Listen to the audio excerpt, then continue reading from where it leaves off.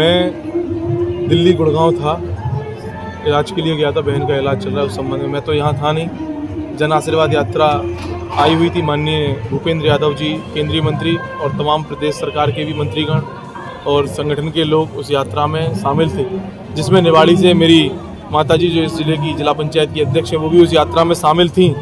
और लगातार लड़वारी से जो मुझे जानकारी मिली है, छोटे छोटे क्लिप भी मुझे वीडियो मेरे स्टाफ ने बनाए गाड़ी में, जिस तरह से कट मारेगा गाड़ी में, कहीं भी गाड़ी पलट सकती थी, एक्सीडेंट दुर्घटना हो सकती थी। तब गाड़ी को रोका गया, मम्मी ने सबसे पीछे गाड़ी लगाई अपनी, ड्राइवर को रोक के। उसके बाद इधर आते हैं तो इधर सीढ़ियों पर धक्का मारा, उधर गिरने से बची। तो मम्मी के सुरक्षाकर्मी ने उनको समझाया कि भैया वो महिला हैं और जनप्रतिनिधि हैं, इस तरह से जगह जगह क्यों बदतमीजी कर रहे हैं।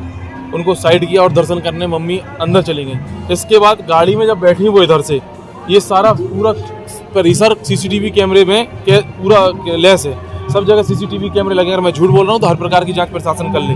मम्मी गाड़ी में बैठी जैसे ही आप ये मांग कर रहे हो कि मंदिर प्रबंधन से जो है सीसीटीवी फुटेज, मंदिर प्रबंधन से पुलिस कंट्रोल रूम से, फिर पुलिस कंट्रोल रूम के पास गाड़ी खड़ी थी तो गाड़ी में मम्मी बैठी, जैसे ही गाड़ी आगे बढ़ी तो गाड़ी रोक कर रमेश कंगार, सोनू यादव, ब्रजेंद्र परिहार, निर्भय यादव और भी अन्य 2-4 लोग और भी अपने साथियों के साथ आए। गाड़ी रोक के गाड़ी में लात घूसे, हाथ थपथपाने लगे, बाहर निकलो, गाली गलौज करने लगे। इसके बाद गनमैन उतरा, गनमैन ने कहा क्या बात है, तो गनमैन को कॉलर पकड़ के खींच लिया, धक्का ढाई की, उसके साथ मारपीट की और मम्मी की तरफ भी हमला करने के लिए बढ़े, लेकिन सुरक्षा कर्मियों ने उनको बचाया। भाई लेकिन एक सवाल सामने आता है कि जन आशीर्वाद यात्रा थी, भाजपा के कई ढेर सारे नेता होंगे और ये जो इलाका है यहाँ पे लोग रहते हैं, तो जिस वक्त ये सब हो रहा था तो कोई आया नहीं बीच बचाव करने? बहुत सारे लोग आए थे। मैं तो कह रहा हूँ ना कि सीसीटीवी कैमरे लगे हैं, आप उसमें देख सकते हैं जी। सीसीटीवी कैमरे लगे हुए हैं।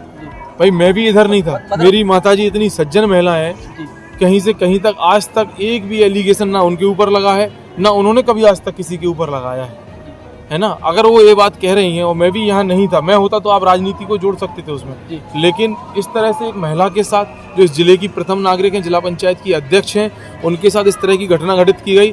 उसके बाद थाने गए, थाने में भी मेरा मीडिया चूंकि सच को दिखाने की ताकत रखता है और मेरा आपसे निवेदन है मीडिया से कि थाने में भी सीसीटीवी कैमरे लगे और कंट्रोल रूम में लगे और इधर ओरछा मंदिर में, सब जगह की जांच करा लो। थाने में जैसे ही ये घटना घटित हुई तो मम्मी थाने में सबसे पहले गई अपनी शिकायत करने के लिए, और जिन्होंने बदतमीजी की, गाड़ी रोकी, जिन्होंने हमला किया, वो थाने नहीं गए, वो चले गए। जब उनको पता चला कि जिला पंचायत अध्यक्ष जी FIR करने गई, तब रात को 12 बजे के लगभग वो थाने पहुंचे। और वहां थाने पहुंचने पर उन लोगों के द्वारा जो आवेदन दिया गया वो भी मैं मीडिया को दिखा रहा हूँ। मैंने थाने में TI साहब के हाथ में आवेदन की फोटो खींची है। इसमें उन्होंने जिक्र किया है कि सुरक्षा कर्मियों ने उनके साथ झड़प की। इसमें कहीं मेरे पिताजी का नाम नहीं है, प्रेमचंद राय जी का, कहीं और किसी भी कार्यकर्ता का, अध्यक्ष जी के साथ जो लोग थे उनका, या जो लोग नहीं भी थे उनका कोई नाम नहीं है। इसके बाद जब अध्यक्ष जी अपनी FIR पढ़े कि नहीं हम FIR करके ही मानेंगे, आप यकीन नहीं मानेंगे एक आम महिला कैसे उम्मीद करे न्याय की, जब जिले की प्रथम नागरिक हैं, जिला पंचायत की अध्यक्ष हैं, इनको रात को 4 बजे तक थाने में बैठी। आप सीसीटीवी कैमरे निकलवाना थाने के, 4 बजे रात तक थाने में बैठी, कोई FIR नहीं की गई, समझाइश देके भेज दिया गया कि सुबह कर देंगे। सुबह 10 बजे फिर थाने पहुंचे, 10 बजे से थाने में फिर से बैठे रहे, शाम 6 बजे तक बैठे रहे। जब कहा कि नहीं उठेंगे चाहे कुछ भी हो, माननीय मुख्यमंत्री जी से भी शिकायत करने का प्रयास किया, उन तक भी बात पहुंचाई, माननीय प्रभारी मंत्री जी से भी शिकायत की, माननीय गृह मंत्री जी से भी शिकायत की, हमारे जिले के जो अध्यक्ष हैं अखिलेश अयाची जी संगठन के, हमारे जिले के प्रभारी हैं वीरेंद्र राणा जी, उनको भी इन सब विषय के बारे में, संज्ञान के बारे में अवगत कराया। इस तरह की घटना पार्टी के कार्यक्रम में मेरी माँ पहुंची तो उनके साथ इस तरह की घटना की जा रही है और प्रशासन कोई कार्रवाई नहीं कर रहा दोषियों के ऊपर। जब उनके ऊपर वहां बैठ गए कि हम उठेंगे नहीं, हम यहाँ से जाएंगे नहीं जब तक कार्रवाई नहीं होगी, तब जो नाम लिखवाने थे, अभी सीसीटीवी फुटेज आएगी, आप देखना, अनिल जैन का बेटा रोहन जैन, उसने भी हमला किया, वो भी वहां पर उपस्थित था, मोबाइल पर उपस्थित था अनिल जैन का बेटा रोहन जैन। अनिल जैन के सुरक्षाकर्मी भी खड़े थे, अनिल जैन का ड्राइवर भी खड़ा था जब हमला हुआ, और ये लोग भी थे। इन सब ने मिलकर हमला किया, लेकिन शिकायत में हमने रोहन जैन का भी नाम लिया, अनिल जैन के बेटे का, और तमाम और भी लोग थे, लेकिन उनके ऊपर कोई कार्रवाई नहीं की गई, उनका नाम उस FIR में नहीं लिखा गया। हमने जो आवेदन पत्र दिया था वो ना लेके दूसरे आवेदन पत्र पर उन्होंने रिसीविंग दी, फिर उसमें भी काट छाट करके उन्होंने FIR की। अभी आप सीसीटीवी कैमरे की फुटेज मंगाना, कुछ ऑडियो भी, वीडियो भी वायरल हो रहे हैं, उसमें रोहन जैन वहीं बगल में खड़ा हुआ है, सह देते हुए, ये सब हरकतें करवाते हुए। मतलब ये बताइए आप, अगर मेरी माँ को कुछ हो जाता है इसका जिम्मेदार कौन होता? सरकारी सुरक्षा में भी वो सुरक्षित नहीं है। ओरछा सबसे हाईटेक जगह है ये मंदिर, कैमरे से कह दे यहाँ ये घटना घट रही, कल आप बताइए अगर कहीं और कोई घटना घटित होगी, कहीं और कुछ होगा तो इसका जिम्मेदार कौन होगा। और मतलब प्रशासन को भी बता गया, प्रशासन ने हमारी एफआईआर लिखने के बाद हमें समझा के हर तरह से भेज दिया और तत्काल पीछे से उसको सोनू यादव को बुला के एफआईआर लिख दी गई, मेरे पिताजी के ऊपर एफआईआर लिख दी गई। भाई हमला हमने किया क्या? वो हमारी गाड़ी के पास है, उनने अग्रेसिव रूप दिखाया, हमारे सुरक्षा कर्मियों ने बचाव किया, ये कहाँ तक सही है आप बताइए। क्या मांग है आपकी प्रशासन से, क्या चाहते हैं? प्रशासन से कार्रवाई होनी चाहिए। प्रशासन से इसमें निष्पक्ष कार्रवाई, निष्पक्ष जांच होनी चाहिए। इसमें जो भी संलिप्त हैं, संदिग्ध अधिकारी हैं, जो भी हैं, उनकी कार्यशैली सामने आनी चाहिए। सारे सीसीटीवी फुटेजेस की जांच होनी चाहिए और थाने की जांच जरूर होनी चाहिए।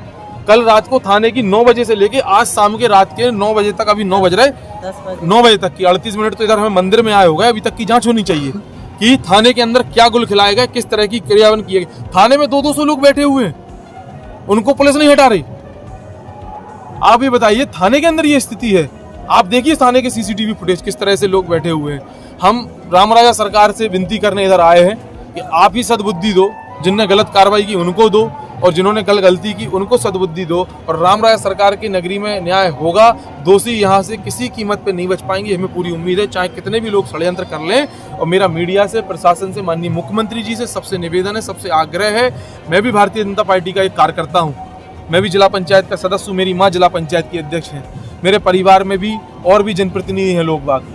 अगर हम लोगों के साथ इस तरह से घटना होंगी, इस तरह से क्षेत्रीय विधायक अनिल जैन जी के बारे में आप सबको बहुत ज़्यादा बताने की आवश्यकता नहीं है, किन किन चीज़ों में उनका हाथ है और वो क्या क्या यहाँ पे उन्होंने किया है आज तक। सब चीज़ें समय आने पर भी आपके बीच में आएंगी और आती जा रही हैं, लेकिन अब अगर वो इस तरह से हानि पहुँचाएंगे, अगर मेरी माँ को कुछ हो जाता तो इसके जिम्मेदार कौन होता। मैंने विधायक जी को मैसेज भी किए, मैंने खुद मैसेज किया उनको कि आपके बेटे ने खड़े होकर मेरी माँ पे हमला करवाया, आपके गुंडों ने हमला किया, उन्होंने उसका कोई जवाब नहीं दिया। उन्होंने उन लोगों को किसी भी प्रकार की समझाइश नहीं दी अपने लोगों को। लगातार आप उनकी कॉल डिटेल चेक करा लो, अनिल जैन साहब की कितने फोन किए होंगे उन्होंने पुलिस के अधिकारियों को, इसमें कार्रवाई ना हो। ये मैंने मैसेज विधायक जी को किया, विधायक जी क्या आप मेरी मम्मी के ऊपर हमला करवाना बाकी रह गया था कि रमेश कंगार, सोनू यादव, तुम्हारा बेटा रोहन, इन लोगों ने हमला किया, तुम्हारे गुंडों ने मेरी मम्मी की गाड़ी रोककर धमकी दी, झगड़ा किया, सुरक्षा कर्मियों ने उनको बचाया।